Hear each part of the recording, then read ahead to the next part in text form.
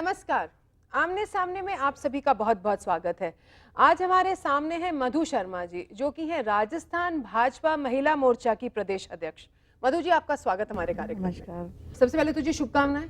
वैसे आपने भार संभाली है क्योंकि आपका डिक्लेरेशन तो जुलाई में हुआ था, पर सरकार आपकी थोड़ी सो के चल रही है। वैसे नहीं, ऐसा कुछ नहीं है। सरकार जागी हुई है हमारी, और सब तरफ उनकी निगाहें हैं।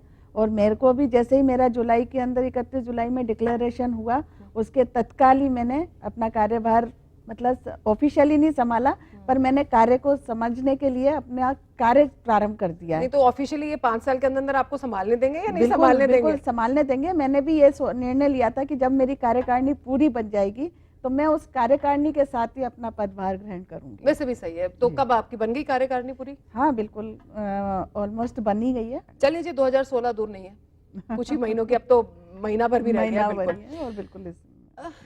भाजपा महिला मोर्चा की आवश्यकता क्यों? मतलब हम ये माने कि जी वो दूसरे वाला भाजपा पुरुष मोर्चा है या भाजपा पुरुषों का पार्टी है, महिला मोर्चा अलग से क्यों? नहीं, महिला मोर्चा इसलिए आवश्यक है क्योंकि आप सभी जानते हैं कि स्त्री और पुरुष सिक्के के दो पहलू हैं, और उसमें महिलाओं की भी उतनी ही सहभागिता है जितनी पुरुषों की है। जैसे कि अपन परिवार भी चलाते हैं तो दोनों स्त्री पुरुष के सामंजस्य से ही परिवार चलता है, और इसी तरीके से संगठन भी एक महिला और पुरुष, क्योंकि महिलाओं की कई समस्याएं हैं और कई तरीके की हैं। ऐसा नहीं है कि मेन संगठन में भी हमारे कई महिलाएं हैं। तो मुख्यमंत्री अपने प्रदेश और हमारी मुख्यमंत्री माननीय वसुंधरा राजे जी भी हमारी महिलाएं जो पूरे राजस्थान का नेतृत्व कर रही हैं।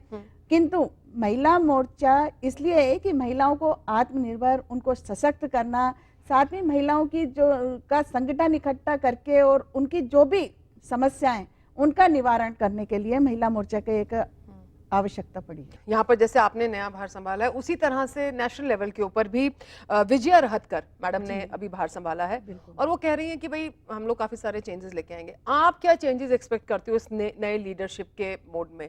क्योंकि देखिए जी, अभी तक बुरा मत मानिएगा, भाजपा महिला मोर्चा ने सिर्फ एक कार्य करा है कि जो so called main Bhajpa party उसके लिए वोट इकट्ठे करे। नहीं, ऐसा नहीं है। भाजपा महिला मोर्चा ने बहुत सारे कार्य पहले भी करती रही है। अब कुछ बदलेगा नए लीडरशिप के बाद? मैं बिल्कुल इनको युवा शक्ति को भी अपने इसमें भाजपा महिला मोर्चा में जोड़ने का कर रहे हैं, और एक युवा वर्ग भी मैं बनाने वाली हूँ, जिससे जो युवाओं की आज की जो जरूरत है और जो महिलाओं की युवा महिलाओं की जो समस्याएं उनका भी निवारण हम किस तरीके से करें, ये सब सोच करके, और युवा की नई सोच और नई राह, जिस तरीके का उनका सोचने का तरीका है, कार्य करने का तरीका है, तो हमारे मार्गदर्शन में और नई युवा शक्ति आगे भाजपा का मजबूत संगठन तैयार कर सके। तो इस तरीके का करेंगी कनेक्ट?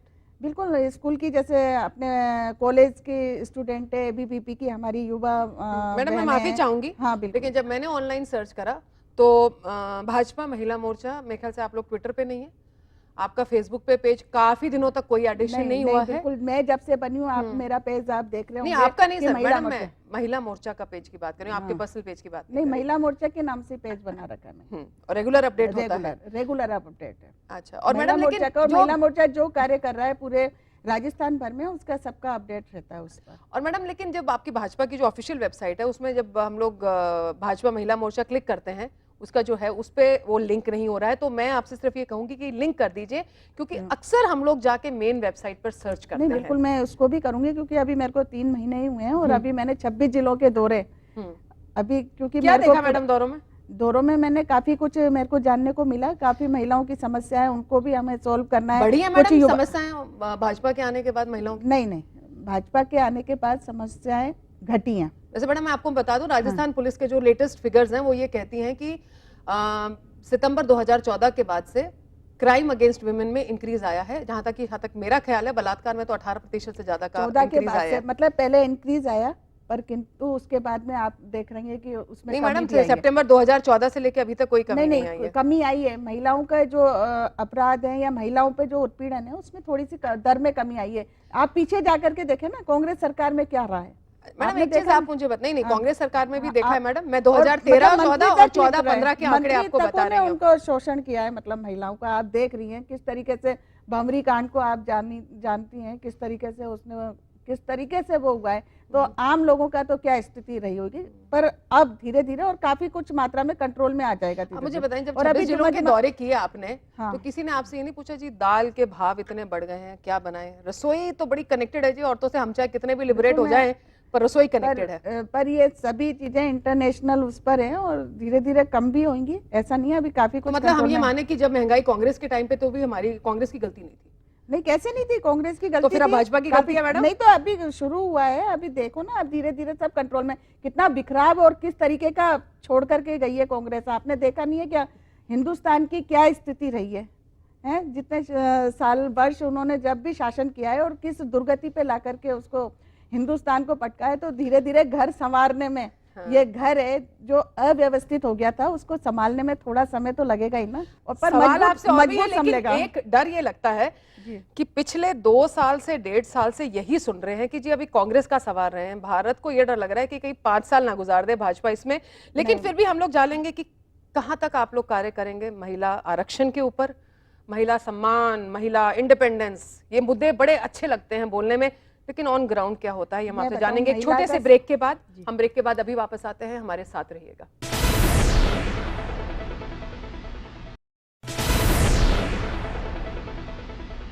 ब्रेक के बाद आप सभी का स्वागत है। महिला सम्मान, महिला आरक्षण, ये आपको और हमारे को कोई फर्क पड़ता होगा जी?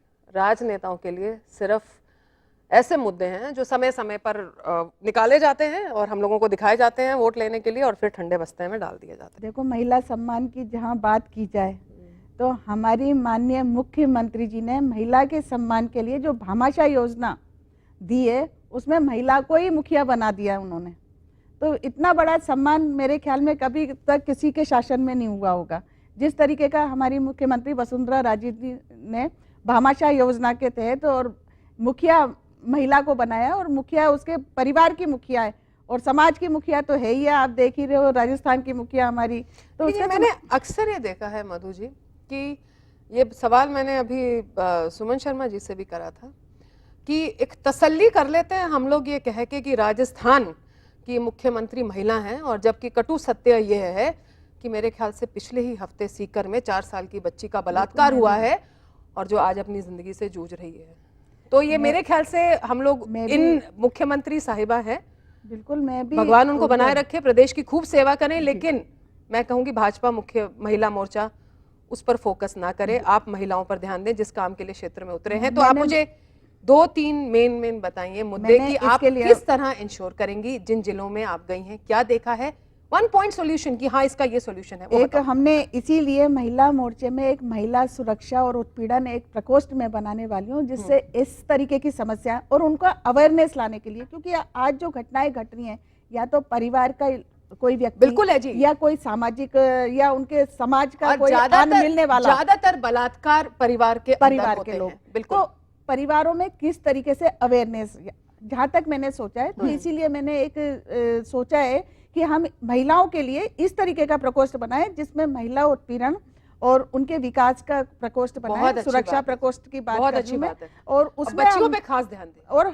जिले में, मैं पूरे जिले में इस तरीके का प्रकोष्ठ बनाऊंगी और उसमें परिवारों को अवेयरनेस की आवश्यकता है, क्योंकि जो परिवार के अंदर जो माँ है या बहन है या बेटी है, उनको ये समझाइश अब करनी पड़ेगी कि अब इस युग के अंदर हमें किसी भी पुरुष पर ज्यादा अपने दुख की बात है, पर आप देना पड़ेगा, सच कह रही हैं। क्योंकि रिश्ते अब कोई मायने नहीं रह गए रिश्तों के, और रिश्तों से अलग हट करके अपने को स्त्री और एक पुरुष का जो है ना, तो ये बच्चों को समझाना पड़ेगा। उनको टच कैसा, आपके लिए कौन कैसा टच दे रहा है, ये परिवार में जो हम मानसिकता रखें कि नीचे मेरे परिवार में नहीं होता, बात खत्म, ये नहीं आंख बंद मूंद के काम नहीं चलेगा, ये नहीं चलेगा, सत्य का सामना करना पड़ेगा। बिल्कुल सही, अक्सर घटनाएं, किंतु जब भी ये घटनाएं हुई है उसके लिए मुख्यमंत्री जी ने तुरंत संज्ञान में आया उनके, और तुरंत ही उन्होंने उस पर कार्रवाई की है, और हर केस में उन्होंने मुलजिम को पकड़ा है और उसको ज्यादा कड़ी से कड़ी सजा दिलाई है। मैं भी जैसे ही मैंने सुना, मैं कोटा में थी अभी ये सीकर वाली जो घटना हुई है,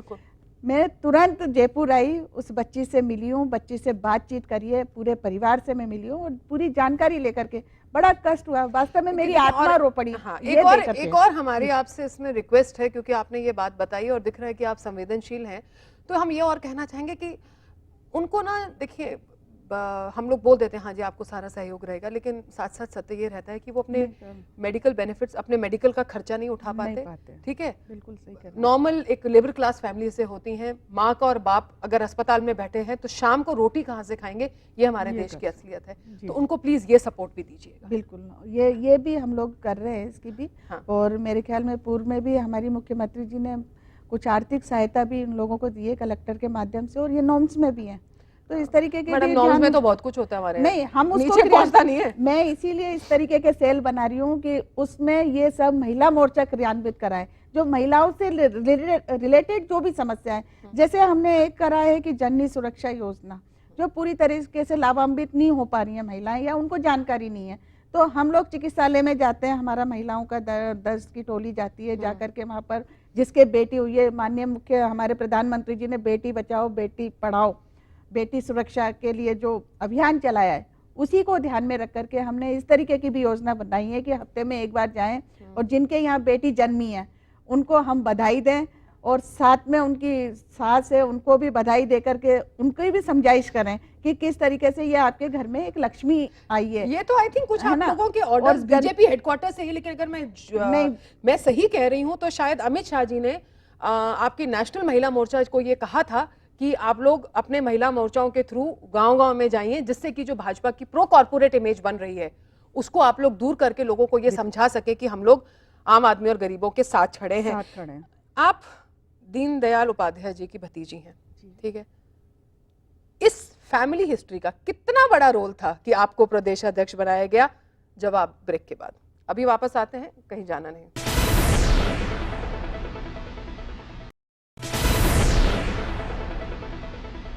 ब्रेक के बाद आप सभी का स्वागत है।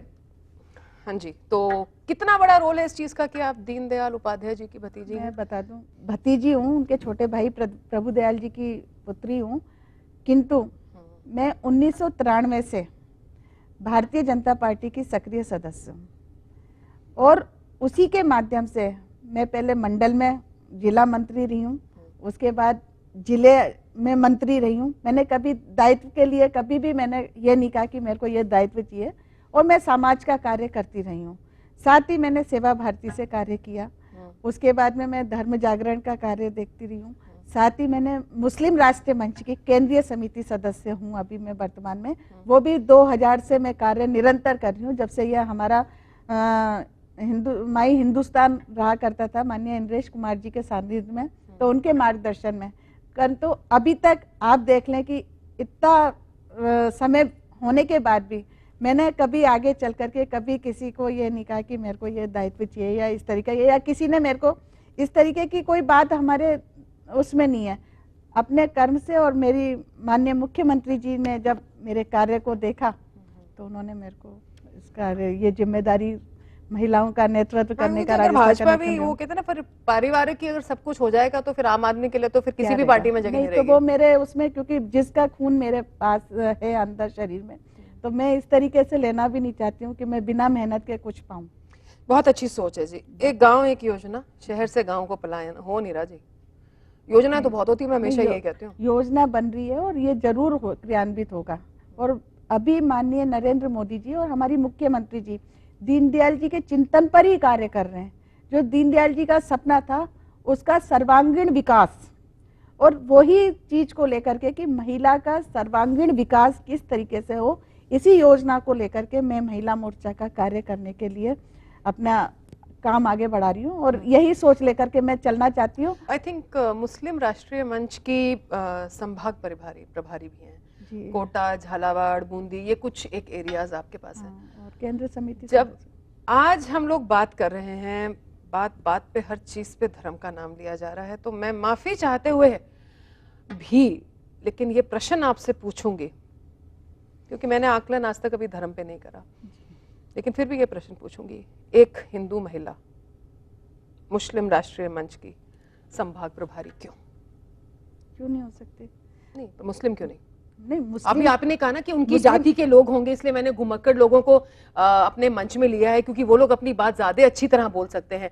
तो आपको नहीं लगेगा कि जब एक मुस्लिम महिला इस पद पर आएगी तो वो बाकी जो बहनें होंगी जो उन्हीं स्थिति से गुजर रही हैं जिससे वो गुजरी है, तो वो और भी मोटिवेट होंगे। मैंने मुस्लिम बहनों को भी लिया है अपनी कार्यकारिणी में, मैं आपको बता दूं।